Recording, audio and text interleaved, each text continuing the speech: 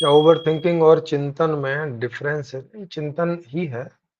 चिंतन ही ओवरथिंकिंग थोड़ा-सा ऐसे करके समझ लो कि ओवरथिंकिंग उन चीज़ों में होती है, जिन चीज़ों में सॉर्ट आउट नहीं हो रहा है।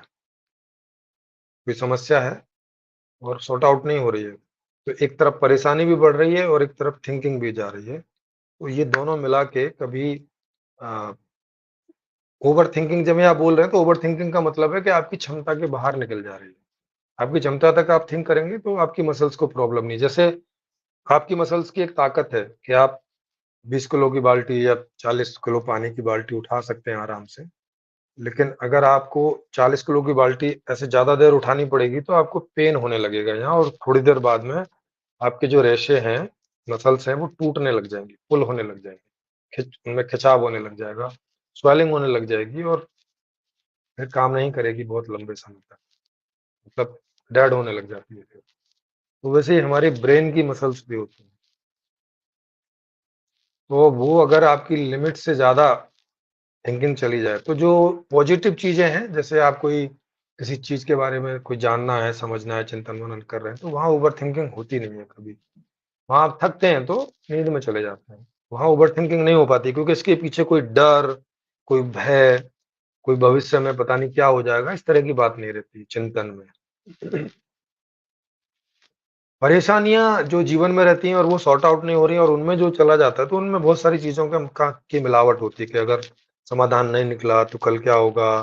फिर बच्चे का क्या होगा? इसका क्या होगा? तो उसमें वरीनेस ज़्यादा होती है। अ, समस्याग्रस्त हमारा जो है, ऐसा समझो कि पहले हम समस्याग्रस्त हैं और फिर हम थिंकिंग कर रहे हैं, टाइप का, ऐसे हो जाता है। तो ये चीज़ कभी ओवरथिंकिंग में चली जाती है। ऐसा होता है ना कभी जब आप जैसे कहीं आप थके हैं खूब, थक गए हैं, अब आपसे नहीं चला जा रहा, लेकिन आपके पीछे शेर पड़ जाए, तो भी आप भागने लग जाओगे। वो ओवर रनिंग हो रही है। आप ऑलरेडी भाग लिए हो स्वाभाविक रूप से जितने भाग सकते हो, आपने एक्सरसाइज की या कोई कारण से भागे आप, कोई पॉजिटिव कारण से, और थक गए आप, लेकिन तभी शेर पड़ जाए आपके पीछे, भाग फिर भी जाओगे। लेकिन ये जो भागना है आपका, अगर आप उससे बच गए एनी हाउ, तो आपकी मसल्स बहुत पुल्ड हो जाएँगी, थक जाएँगी, बहुत सारी चीज़ें ऐसी हो जाएँगी क्योंकि ये आपकी क्षमता के ऊपर चला गया, ओवर हो गया है। तो ऐसे ही ये है।